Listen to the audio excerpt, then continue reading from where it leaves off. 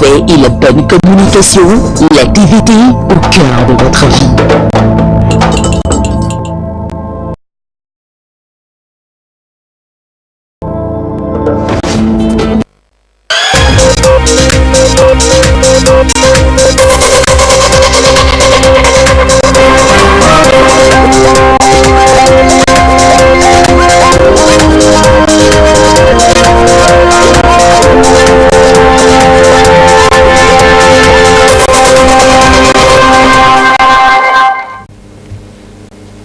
Bonsoir madame, bonsoir monsieur, voici d'abord les titres de ce journal.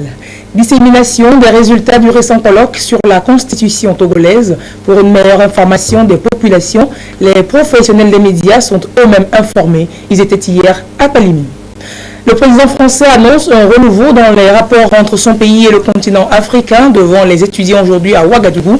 Emmanuel Macron a annoncé qu'il n'y a plus de politique africaine de la France. Et puis l'audit des comptes de la CAN 2017 a été présenté aujourd'hui à la presse.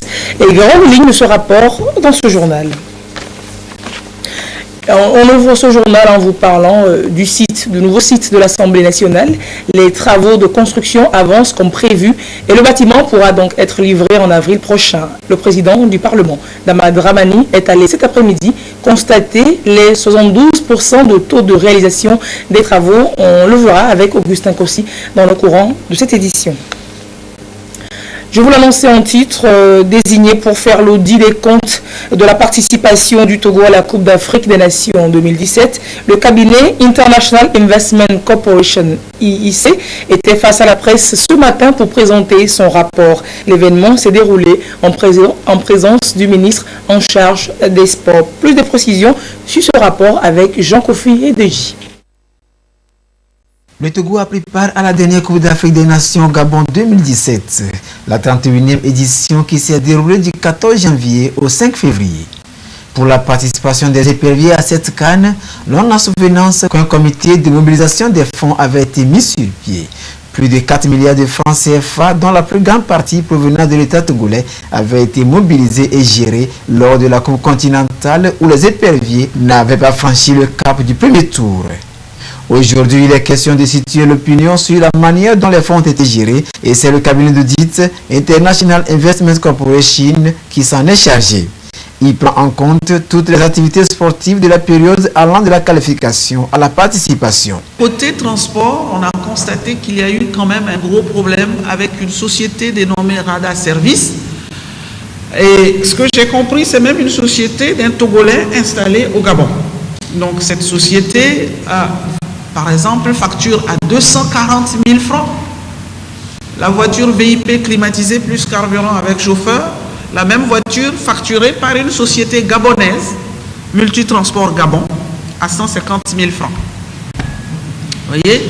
Donc, quand vous avez le bus de 12 places de Multitransport Gabon à 200 000, vous avez le bus de 15 places de la société de notre concitoyen à 300 000 francs. Quand vous avez le bus de la société gabonaise à 340 000 francs, le bus de 30 places, vous avez celui de Rada Service, notre concitoyen togolais, à 550 000. Alors que le bus de 60 places de la société gabonaise est à 600 000.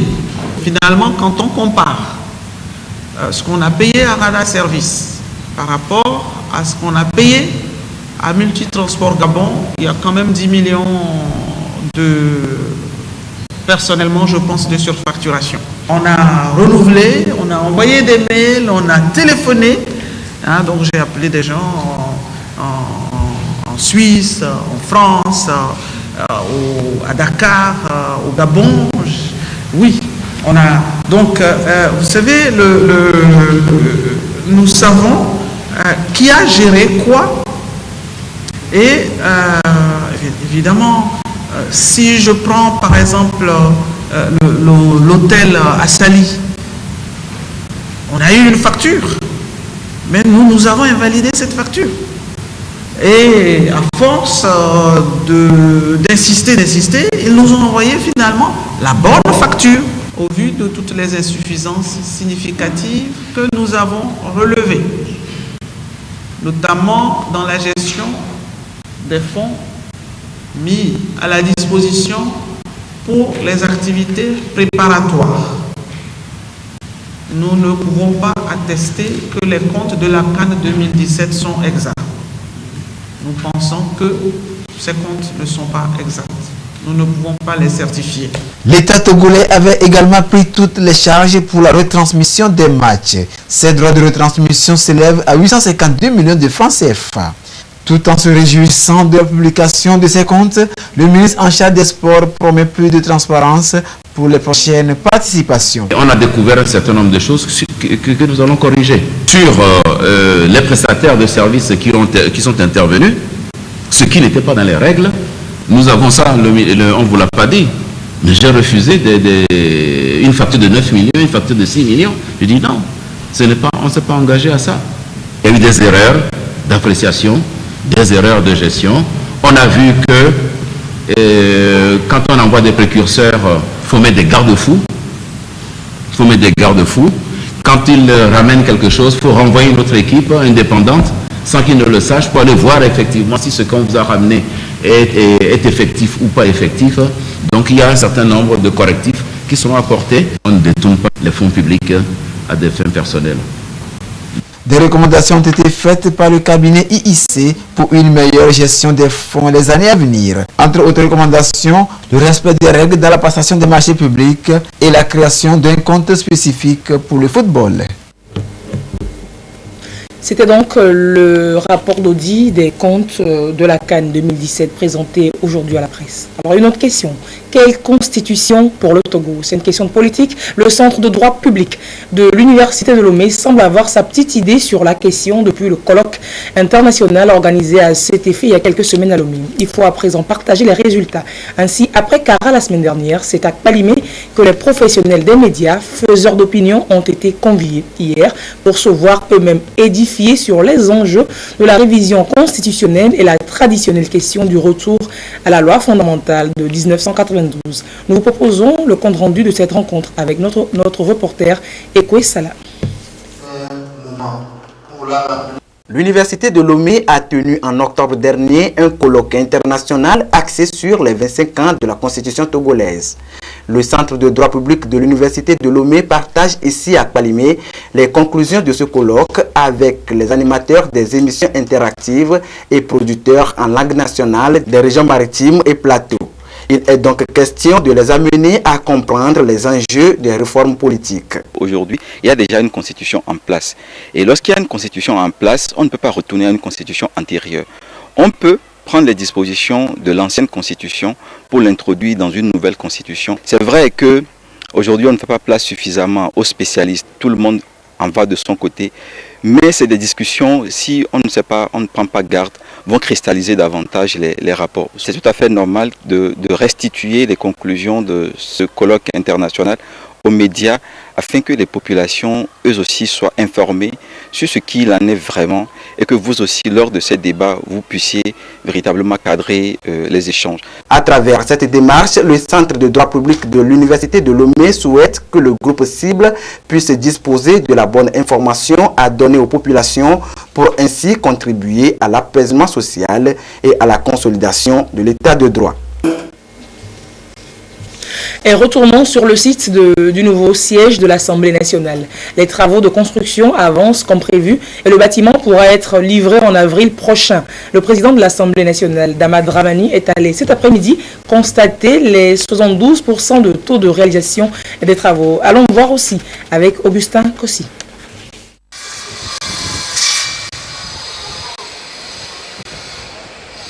Encore 5 mois, le nouveau siège de l'Assemblée nationale togolaise sera opérationnel. Les travaux de construction avancent aussi vite que prévu et ont déjà atteint un taux de réalisation d'environ 72%. Sur le chantier, les ingénieurs togolais et chinois sont à pied d'œuvre pour livrer les travaux dans les délais réglementaires. Le président de l'Assemblée nationale y est venu pour apprécier l'état d'avancement des réalisations. Et devant l'immeuble en pleine construction, l'ambassadeur chinois reste visiblement ému. Je suis vraiment très content de l'avancement du travail et c'est avec la sollicitude, le soutien de son Excellence, Monsieur le Président de l'Assemblée, et avec, grâce aux efforts conjoints du gouvernement togolais et de la partie chinoise, que le travail avance très bien. J'espère que les élus du peuple, les députés du Togo, auront dans les meilleurs délais un nouveau siège pour travailler dans un meilleur cadre, dans le bien-être de tout le peuple togolais. Il y a le laboratoire national qui est présent à leur côté. Tous les matériaux utilisés ont été validés par le laboratoire national et appréciés. Et nous sommes certains que la qualité y est. Du bâtiment principal, local et technique à l'aménagement intérieur ou encore au bloc administratif, tout se met progressivement en place pour que l'Assemblée nationale ait bientôt son nouveau siège. Ils sont annoncés fin avril. On aurait pensé que peut-être ça pouvait se finir avant la prochaine session ordinaire du mois d'avril, qui s'ouvre le premier mardi du mois d'avril. C'est notre souhait. S'ils finissent, donc, nous serons contents. Mais je voudrais féliciter encore les ingénieurs chinois qui sont là, ainsi que les homologues togolais, tous les ouvriers, tous ceux qui travaillent sur le chantier. Nous les félicitons et nous les encourageons à poursuivre et à accélérer, si possible, les chantiers pour que ça se termine comme prévu. Ça veut dire que nous aurons un Parlement très beau. Et le problème maintenant, c'est que du côté togolais, qu'on puisse accélérer l'aménagement des espaces verts et puis de faire la voirie interne. Ce bâtiment est le fruit de la coopération sino-togolaise financée à plus de 10 milliards de francs CFA. Les travaux de la voirie extérieure ont aussi commencé et des dispositions sont prises afin que la fourniture et la pose des mobiliers de bureau puissent être effectives au plus tard en avril 2018. Les professionnels des médias sont sollicités aujourd'hui et demain par le ministère de la Planification et du Développement, ensemble avec les artistes et autres de la société civile. L'autorité publique veut leur faire mieux comprendre et cerner la notion d'aménagement du territoire et ses enjeux.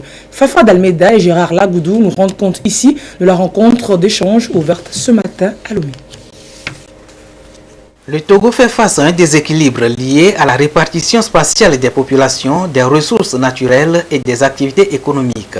Il faut donc trouver des solutions de façon significative à ce déséquilibre, notamment entre la capitale Lomé et le reste du pays, entre les régions, puis entre les zones urbaines et les zones rurales. D'où l'adoption en 2009 de la politique nationale de l'aménagement du territoire et la loi cadre promulguée en 2016. Ici, les professionnels des médias, les organisations de la société civile et les artistes échangent sur les disparités régionales et le rôle de l'aménagement du territoire dans la promotion d'un développement équilibré au Togo. On saurait aussi, dans le cadre de la mise en œuvre des ODD, ne pas prendre en compte les préoccupations de l'aménagement du territoire qui vise à ne laisser aucune localité pour compte. Et c'est dans ce processus-là que nous sommes engagés. Et au cours de cette rencontre, nous aurons donc à dérouler 4 modules. Le premier sur les disparités régionales dans le monde. Suivra une communication sur les généralités sur l'aménagement du territoire. Le troisième module portera sur la loi cadre sur l'aménagement du territoire. Et nous terminerons par le lien entre l'aménagement du territoire, la décentralisation et la déconcentration. Le secrétaire général du ministère de la Planification a exhorté les participants à mettre à profit les travaux de cette rencontre pour en faire large diffusion au sein de la population. Ce qui va au-delà du contexte de l'aménagement du territoire, contribuer à la réussite du processus de la décentralisation en cours au Togo. Et l'aménagement du territoire intéresse aussi les architectes. Ils sont à Lomé pour 3 jours. Les architectes donc de l'UMOA regroupés au sein de leurs différents ordres nationaux. C'est une session ordinaire de la conférence des ordres d'architectes de notre espace économique qui ambitionne d'harmoniser les textes régissant la profession. Un état des lieux sera aussi fait de la mise en œuvre des recommandations faites à la session précédente qui a été tenue à Abidjan en 2016. Robert Potogbe et Rachel Aoku nous en parlent. L'ambition des chefs d'État des pays membres de l'UEMOA est de créer un véritable lien entre les architectes de leurs pays respectifs. Une vision pour amener ces derniers à relever les défis en matière de construction. Dès lors, des efforts ont été faits afin d'établir les textes et règles régissant la profession d'architecte au sein de l'UEMOA. Le processus a connu des avancées et à cette session ordinaire de la conférence des architectes des États membres de l'UEMOA, il sera question de faire le point au niveau de chaque pays pour que la transposition des directives soit effective.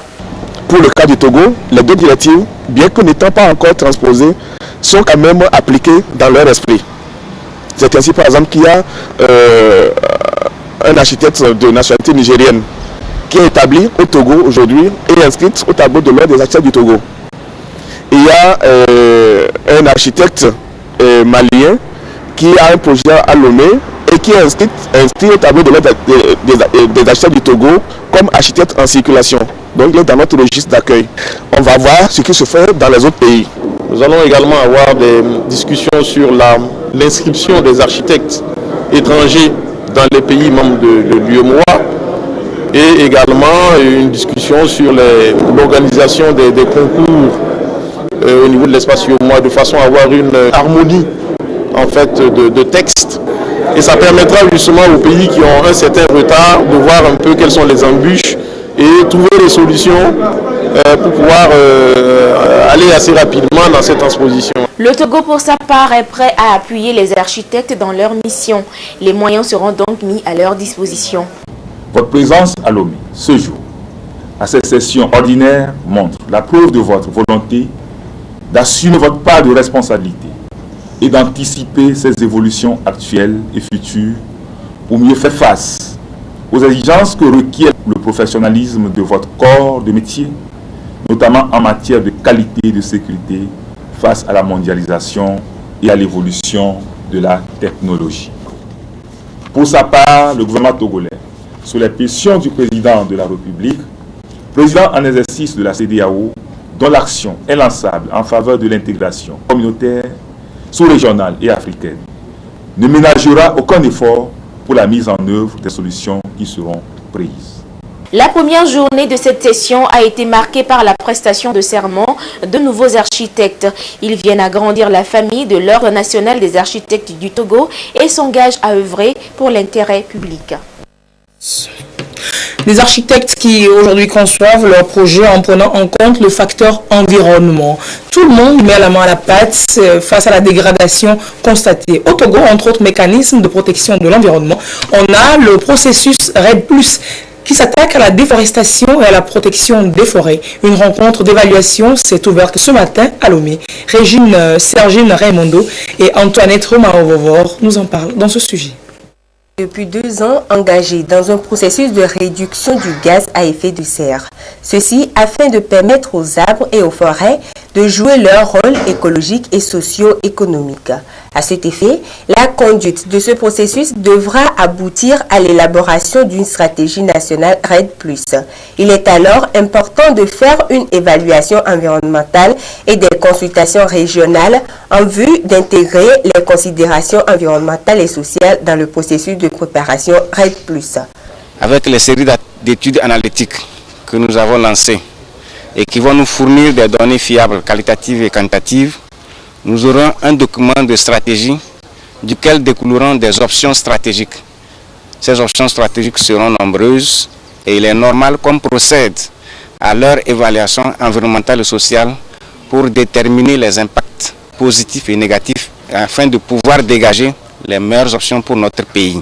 La consultation, c'est d'aller voir quelqu'un, échanger avec lui, parler de ce qu'on veut faire, récupérer des informations à son niveau. Et c'est tout ce travail qui sera fait sur le terrain avec les différentes parties prenantes qui est décrit dans le plan de consultation. La mise en œuvre de la stratégie nationale RED+, va permettre de lutter contre les changements climatiques et d'amorcer de nouveaux programmes multisectoriels en assurant une gestion durable des forêts et une préservation de la biodiversité forestière. Et hors du Togo, au Kenya, le président Uhuru Kenyatta se succède à lui-même pour 5 nouvelles années.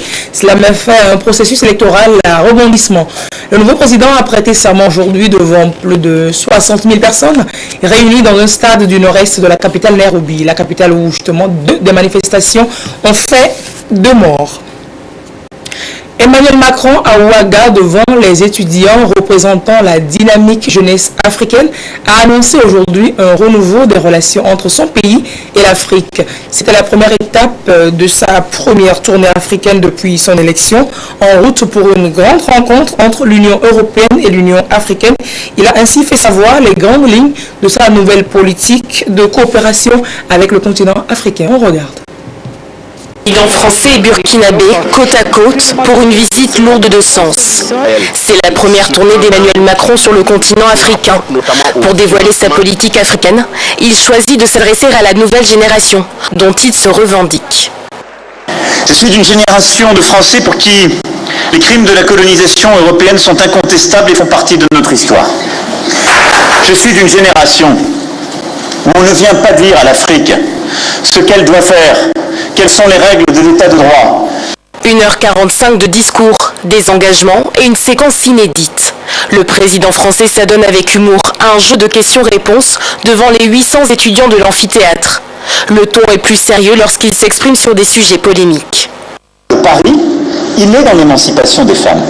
Il est dans l'éducation des femmes, il est dans leur liberté offerte, et que je constate qu'il y a parfois une dynamique démographique voulue, et celle-ci, il faut l'encourager. Je ne veux pas que ce soit une démographie subie pour vous.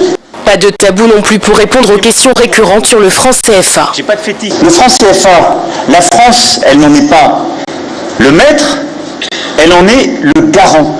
Personne n'oblige quelque État que ce soit à en être membre. Le président Kaboré décide demain, je ne suis plus dans la zone franc, il n'y est plus. Il n'y est plus. Lors de sa visite au Burkina Faso, le président de la République a également fait une annonce symbolique, la levée du secret défense dans le dossier du président assassiné Thomas Sankara. La justice burkinabé aura finalement accès aux documents. Sortie médiatique ce jour de l'Union des forces de changement pour se prononcer sur l'avenir du parti et son rôle pour le Togo de demain. Une transition serait-elle en train de s'annoncer à l'UFC? Le leader historique Gilles-Christ Olympio, qui aura 81 ans dans un mois, estime aujourd'hui que sa bataille serait mieux menée par des jeunes hommes et femmes de moins de 80 ans. Il s'est aussi exprimé sur la situation politique actuelle dans notre pays. Nous suivons donc ces conférences de presse avec Félix Mdacha et Sandra Aziagbe. Le Togo préoccupe tous les acteurs de la vie nationale, l'Union des forces de changement qui, à travers ce point presse, appelle à la non-violence et à la nécessité de préserver la paix, a tenu à apporter ses condoléances aux familles de ceux qui ont payé du sacrifice ultime lors des débordements violents de ces manifestations. C'est l'occasion pour nous de dire tout haut et fort, une fois encore, que nous déplorons la violence, quelles qu'en soient les justifications a posteriori. Nous sommes opposés à toute forme de compétition politique ancrée dans une culture de violence. Chercher à établir un rapport de force utilisant violence de masse ou persécution individuelle comme moyen de coercition pour forcer un adversaire politique à capituler dans le chaos ou l'humiliation qui ne mène qu'à la situation fragile et instable. Cependant, nous devons aussi reconnaître que la situation et le contexte politique de notre pays ont changé et que rien ne justifierait aujourd'hui un recours irresponsable à la violence. Nous avons déjà erré sur ce chemin sans issue et ne mène à rien de bon. Les fondations de la démocratie que nous cherchons à bâtir ensemble ne peuvent se construire que dans un processus consensuel et évolutive. Mais les forces d'opposition doivent avoir le courage de faire avancer la cause du peuple togolais sans se laisser prendre en otage par le cycle de violence. Nous devons avoir le courage de dénoncer fermement les incitations à la haine véhiculées par certains de nos militants, notamment à travers les réseaux sociaux, de même que les actes de violence qui ont été commis au cours de ces manifestations. Pour la circonstance, le leader de l'UFC a dressé le bilan de l'accord RPT-UFC, occasion pour lui d'évoquer les perspectives vers lesquelles s'engage son parti, tout en invitant la classe politique togolaise dans son ensemble à aller à la table de négociation. M. Jécris Olympio a relevé que ce dialogue doit se conduire dans un climat apaisé. Il a salué l'appel au dialogue du président Faure Gnassingbé et les efforts des chefs d'État de la sous-région engagés dans la recherche des solutions à la crise politique togolaise. Les échos de la foire de Lomé qui bat son plein depuis vendredi dernier. Comment se faire son identité numérique, son réputation pour mieux bénéficier des TIC. Le sujet était aujourd'hui au centre d'une conférence débat sur le site de la 14e foire de Lomé. Il a donc permis aux étudiants, futurs entrepreneurs, de s'imprégner de la bonne utilisation des réseaux sociaux. On fait le point avec Luc Assis. La prolifération des outils numériques offre plusieurs avantages aux opérateurs économiques. Avec les réseaux sociaux, ils ont la possibilité de vendre l'image de leurs entreprises et de promouvoir davantage leurs produits à un coût dérisoire. À cette conférence sur le numérique, ces futurs entrepreneurs apprennent à se forger leur e-réputation et à mettre l'outil Internet à profit. De nos jours, les recruteurs se basent sur la personnalité qu'on est, sur notre e-réputation, ce que je veux dire sur la toile, pour pouvoir nous recruter. Alors soigner notre identité sur la toile est très importante pour pouvoir soigner notre personnalité. Sur la toile, il y a beaucoup d'informations qui se véhiculent et il faut faire attention pour ne pas partager une fausse information de peur qu'elle se retourne contre nous. J'ai également retenu comment savoir si une identité numérique est vraiment réelle.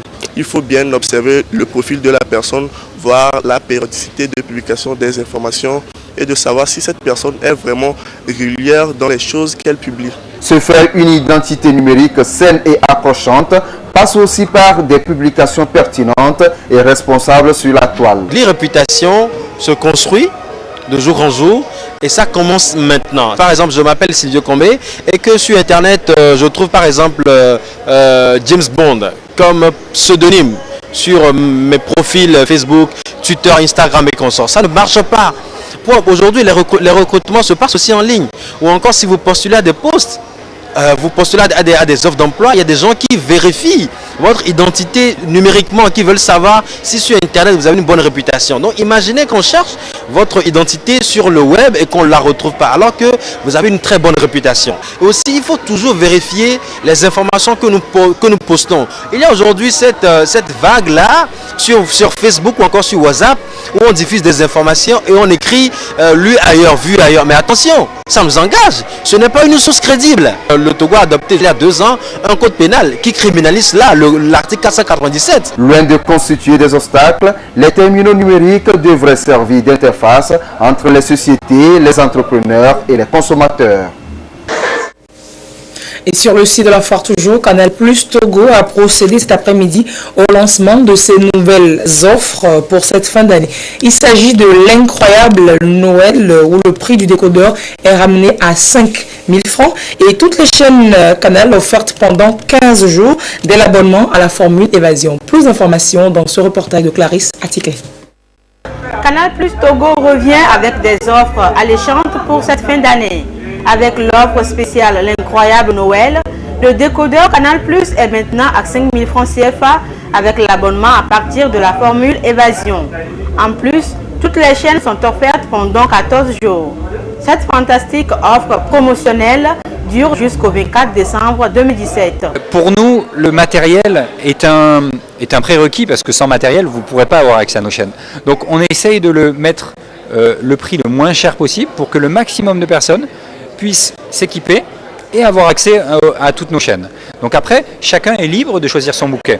Donc une fois que vous êtes abonné, vous aurez le choix de choisir le bouquet qui va de Access à 5 000 francs, Évasion à 10 000 francs, Évasion Plus à 20 000 francs, ou Tout Canal, pour ceux qui le souhaitent, qui est à 40 000 francs. Aujourd'hui, on pense qu'on a l'offre la moins chère d'Afrique chez Canal+, ici au Togo, et on est très fiers de l'avoir et de pouvoir la proposer au plus grand nombre.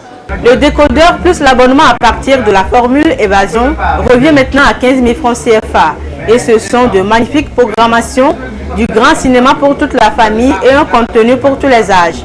Également du sport pour tous les goûts, histoire de donner du plaisir aux abonnés. Il y a énormément de programmes qui arrivent d'ici la fin de l'année, donc pour mettre en avant Noël, pour tout ce qui est sport. Évidemment, alors on parle beaucoup du foot, qui est primordial, donc il y a l'Olympico, donc avec Lyon contre Marseille qui arrive, il y a le Classico qui arrive le 23 décembre, il y a tout le championnat anglais avec le Boxing Day, il y a également, si on parle d'autres sports tels que la NBA, le basket, la NBA, donc là ça va continuer tout le mois de décembre, donc là on y répond avec les films, les séries, les personnes, donc que ce soit les femmes ou les hommes qui sont fans de séries, donc on a évidemment Novelas, Nollywood TV Epic, on a A+, donc une chaîne généraliste avec le meilleur. Là, il y a Incroyable Talent qui est sur la finale. Donc là, on est aujourd'hui capable et on répond, je pense, un maximum à toutes les demandes de la famille et c'est ce qu'on souhaite faire de manière récurrente et répétée. Canal+ est à la 14e foire internationale de Lomé dans le pavillon Oti. En ville, le matériel est déployé à tous les carrefours à Lomé comme à l'intérieur du pays. Et nous parlions tantôt de l'usage détourné des réseaux sociaux. Alors vient de nous parvenir un communiqué du service de communication du ministère de l'économie et des finances. Le communiqué dit ce qui suit. Il a été porté à l'attention de M. Sani Yaya, ministre de l'économie et des finances, que des comptes Facebook et Messenger portant son nom, Sani Yaya, et sa photo ont été créés par des personnes mal intentionnées. En effet, selon les informations recueillies, ces personnes se livrent à des tentatives d'escroquerie des internautes qui entrent en relation avec elles. Le ministre de l'économie et des finances dénonce avec la plus grande vigueur cette pratique frauduleuse qui tombe sous le coup de la loi. Monsieur Sani Yaya, ministre de l'économie et des finances, porte à la connaissance de tous qu'il n'a jamais ouvert de compte Facebook ni de compte Messenger et ne communique donc pas sur ses réseaux sociaux. En tout état de cause, une demande de fermeture de ces comptes frauduleux a été faite auprès de l'équipe Facebook. Monsieur Sani Yaya, ministre de l'économie et des finances, en appelle à la vigilance de tous pour éviter de tomber dans le piège de ces individus mal intentionnés. Les rideaux sont tombés samedi dernier sur la 4e édition du Festival de films africains émergents à la nuit de la série africaine. Les meilleurs professionnels de la chaîne du cinéma ont été récompensés. Dodo Aré nous fait revivre donc cette cérémonie festive qui a eu pour cadre la nouvelle salle Canal Olympia à Lomé. La 4e édition du Festival des films africains émergents prend fin ici à la salle de cinéma ultra-moderne Canal Olympia. Les acteurs du monde cinématographique africain et togolais en particulier ont savouré pendant 4 jours plusieurs films et documentaires réalisés par les cinéastes venus de 12 pays africains.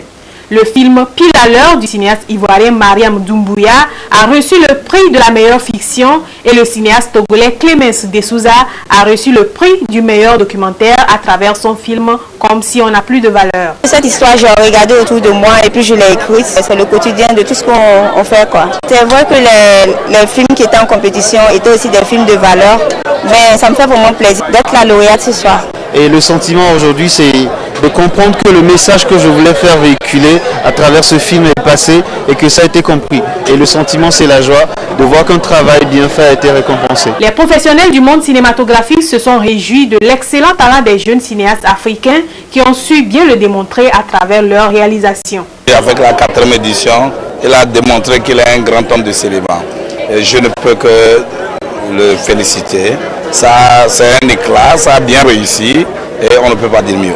Si vraiment on arrive à multiplier ces festivals, les jeunes seront beaucoup motivés et ça ira. On s'est basé beaucoup plus sur des critères de technique de narration au niveau du scénario, au niveau du jeu d'acteur, au niveau de la métaphore utilisée pour raconter ces histoires-là à travers ces films. Au total, 23 films, dont 9 Togolais étaient en compétition à ce rendez-vous international qui veut promouvoir les talents et favoriser le développement du cinéma africain et togolais en particulier. On a eu un retour assez favorable de tout le public, des membres de jury, tous ceux qui sont déplacés pour voir des films. Ils étaient très fiers parce qu'ils ne s'attendaient pas à cette qualité de programmation. Avec ce que nous venons de vivre, on peut se dire que le cinéma commence par avoir de plus en plus une place au Togo, que le cinéma togolais a un plein avenir. D'autres prix spéciaux ont également été décernés pour susciter le goût du cinéma chez d'autres jeunes et favoriser une véritable émergence de l'industrie cinématographique et par là de l'économie culturelle africaine. Et la suite de votre soirée sur la télévision togolaise. Dans quelques instants, Mathias Touglou vous présentera le journal de l'économie et à 21h, ce sera l'heure de la santé avec Carole Peto. Passez une très belle soirée. À très bientôt.